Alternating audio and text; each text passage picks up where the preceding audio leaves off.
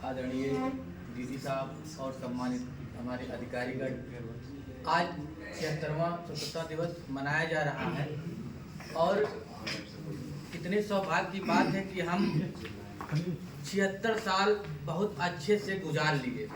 फिर आगे धीरे धीरे हमें इस देश को उन्नति प्रगति के रास्ते पर ले जाना है। तो 26 जनवरी जो एक दिन निर्धारित किया गया, ये कांग्रेस का जो 25वां सम्मेलन था लाहौर में, रावी नदी के तट पे जवाहरलाल नेहरू ने इसकी अध्यक्षता की थी और उसी समय उन्होंने 26 जनवरी के दिन स्वतंत्रता दिवस मनाने की घोषणा भी की थी। धीरे धीरे समय गुजरा, तमाम प्रकार से अंग्रेजों से लड़ाइयाँ होती रही। फिर 1942 में भारत छोड़ो आंदोलन वाला प्रस्ताव लाया गया।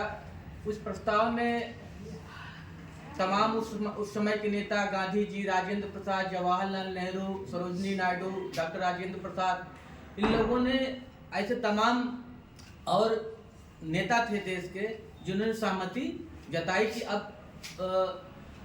इसको जो है जैसे वर्धा एक नाम करके है कि करो या मरो या भारत छोड़ो आंदोलन स्टार्ट किया गया। इसमें उस समय ढेर सारे नेता इस योजना में सपोर्ट किए और इसके जो कुछ मुख्य बातें हैं वो गांधी जी ने उस समय बताई थी कि जो नौकरी पेशा में लोग हैं वो देश की उन्नति के लिए काम भी करते रहें, लेकिन कांग्रेस को सपोर्ट करें। दूसरा कि जो अंग्रेजी सेना में अपने भारतीय सैनिक हैं वो अपने देश के लोगों पे गोली नहीं चलाएंगे। और देखा गया कि जो रजवाड़े हैं, जो समझते हैं कि ये जनता हमारी है, वो रजवाड़े जनता को देश के लिए, देश की प्रगति के लिए, देश की स्वतंत्रता के लिए जो निर्णय जनता लेगी वही राजा का निर्णय होगा। यानी जनता राजा के लिए नहीं है, जनता देश के लिए है, ऐसी भावना रखी जाए। फिर धीरे धीरे 1942 में ही कुछ जो संगठन थे हमारे, जैसे हिंदू महासभा और मुस्लिम लीग और भी जो संगठन थे, उन लोगों ने, बहुत लोगों ने उस पर बढ़ चढ़ के हिस्सा नहीं लिया। और एक उसी समय एक बड़ी अच्छी बात ध्यान आती है कि उस समय बॉम्बे में रेडियो प्रसारण होता था उषा मेहता के द्वारा। तो ये रेडियो प्रसारण मद्रास तक सुनाई देता था। जो उस समय देश में हमारे जो बड़े नेता थे वो जनता में जो जागरूकता या जो कोई संदेश देना चाहते थे, रेडियो के माध्यम से ही वो चीजें प्रसारित की जाती थी। तो अब जब रेडियो प्रसारण होता था तो अंग्रेज परेशान हो जाते थे कि यार ये सूचनाएं कहाँ से प्रसारित की जा रही हैं, उसका कोई ठिकाना पता तो मिलता नहीं था। तो उषा मेहता के द्वारा कभी बंबई के इस कोने से रेडियो प्रसारण हो रहा है, जो अंग्रेजों को सूचना मिली कि भाई उत्तर से हो रहा, तो कुछ दिन बाद दक्षिण से, फिर पूर्व से पश्चिम, यानी वो रेडियो जो था वो रेडियो एक जगह से नहीं प्रसारित होता था, वो कई जगहों से प्रसारित किया जाता था, ताकि ये रेडियो जो है, ये सूचना जो स्वतंत्रता के लिए देश के लोगों में जानकारी दी जानी है वो पकड़ी ना जाए। बाद में जानकारी हुई, पकड़े भी गए। दूसरा जो झंडा फहराया गया था ग्वालियर टाइम बम्बई में, औरा आसिफ अली, उनका नाम बहुत सम्मान के साथ याद किया जाता है। उन्होंने बहुत आसानी से झंडा फहराने नहीं दिया अंग्रेजों ने। एक तरह से यह षड्यंत्र, चालाकी जो भी कहिए, उसके द्वारा इतना करके झंडा फहरा दिया गया था वहाँ। ये उस टाइम की बहुत बड़ी बात थी। दूसरा, विंस्टन चर्चिल, उस समय अंग्रेज हार रहे थे, क्योंकि गांव से लेकर शहर सारे नेता, उसमें यही विचार था किसी तरह इनको देश से निकाला जाए। तो विंस्टन चर्चिल ने गांधी के लिए क्या कहा कि मैं पूरी दुनिया को जीत रहा हूँ, मेरी विजय पूरी दुनिया में हो रही है, लेकिन भारत देश में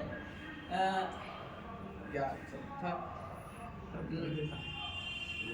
इस बुढ़े से, बुढ़ा हम कह दे, इसने मेरे नाक में दम कर रखा है और ये हमेशा से मेरा दुश्मन रहा है और इसको मैं हरा नहीं पाया। ठीक है, तो ये अच्छी बात है उस समय देश प्रेमियों के दिल में थी कि किसी तरह से ये हमको यहाँ से जाए, हमारा देश आज़ाद हो, हमारा संविधान हो, हमारे नियम कानून हो। इसके पीछे हम और सब लोगों को नहीं भुला सकते। जैसे हम कहें हमारे बलिया के वो थे सिपाही पांडे जी, क्या नाम था उनका, मंगल पांडे। मंगल पांडे जब ये सुने और वो बटालियन जो सेना की थी वहाँ की कि कारतूस में गाय और शुअर का मांस मिलाया जा रहा है जो हम प्रयोग करते हैं, तो उन्होंने काम किया था। ऐसे थोड़ी ना अंग्रेज अफसर को गोली मारे थे और तलवार से काटे थे। भाई पता चला तो तमाम लोगों ने, जो सैनिक थे उन्होंने कहा कि चल के बात की जाए। तो एक दो बार गए, उस सैनिकों से बात, वहाँ के अफसर से बात की कि क्या इसमें जो हम सुन रहे हैं कि इसमें गोली में गाय और सुअर की चर्बी मिलाई जाती है, अगर मिलाई गई तो बताओ तुम सही सही बात। एक दिन गए, दो दिन गए, कहे भाई अगले दिन हम आएंगे, अगर नहीं बताओगे तो फिर देख लेना। उस दिन तक बिना कोई रिपोर्ट, बिना कोई जांच समिति के उन्होंने बात मानी नहीं और कोई ऐसा तार्किक बातें नहीं बताई कि सेना में संतुष्टि हो।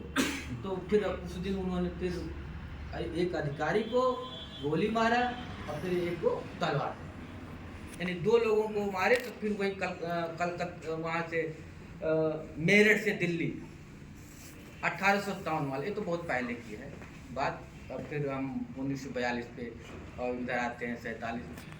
देश आज़ाद हुआ तो फिर किसी भी देश को चलाने के लिए संविधान या कोई नियम कानून हो, उसकी ज़रूरत होती है। तो उस समय पढ़े लिखे लोगों की खोज की जाती थी कि उस चीज़ को, उस संविधान को लिखने के लिए कौन से हमारे देश में क्या ऐसे लोग हैं, या हमें ब्रिटेन से बुलाना पड़ेगा या हम अमेरिका से बुला, क्योंकि अमेरिका पहले आज़ाद हो गया था। अमेरिका ने भी भारत की आज़ादी में बहुत अच्छी भूमिका निभाई थी। उसने इंग्लैंड को कहा था कि भारत को आज़ाद करो, मैं तुम्हारे लिए दिक्कत पैदा कर दूंगा। तो तमाम विदेशी दबाव होने के बाद जो है अपना देश आज़ाद हुआ। हम याद कर लेते हैं और स्वतंत्रता सेनानियों की, जैसे मंगल पांडे जी ना होते तो क्या होता देश का, जवाहरलाल नेहरू ना होते, सुभाष चंद्र बोस ना होते, भगत सिंह ना होते, सुखदेव ना होते, जो हमारे और नेता हैं मुस्लिम जो उस टाइम के नेता थे वो ना होते तो क्या होता। यानी जो भी नेता थे अपने देश में, उन सब नेताओं का कुछ न कुछ देश की स्वतंत्रता में उनका योगदान था, उसे भूला नहीं जा सकता। आज के दिन हम उन सबको याद करते हैं और जो हमारा संविधान मिला है उस हिसाब से हमारा देश चलाया जा रहा है। और मैं चाहता हूं कि हमारे देश का हर नागरिक उसको माने, उसका पालन करे। और सबसे खूबसूरत बात यह है कि जो भारत का संविधान है और 219 देश जो धरती पे है, उन सब देशों में सबसे टॉप 10 का संविधान है और सबसे बड़ा संविधान है। अगर किसी देश में किसी प्रकार की कोई अनुच्छेद या जो भी आर्टिकल समझ में नहीं आता है तो वहाँ के लोग एक बार भारत की तरफ रुख करते हैं कि वहाँ से समझा जाए। ये संविधान एक हीरे की माला है, भारतीय संविधान हीरे की माला है, या कहिए कोहिनूर से भी महत्वपूर्ण है जो इंग्लैंड में है। भारत कोहिनूर भारत का ही है। कोहिनूर पहले एक था, आज उसके 2 टुकड़े हो गए हैं। एक टुकड़ा महारानी के जो वो मुकुट है उसमें है, एक संग्रहालय में रखा गया है, इसलिए कि कभी कोई चोरी हो, डकैती हो, कुछ भी हो तो एक चोरी हो तो एक पार्ट रहे।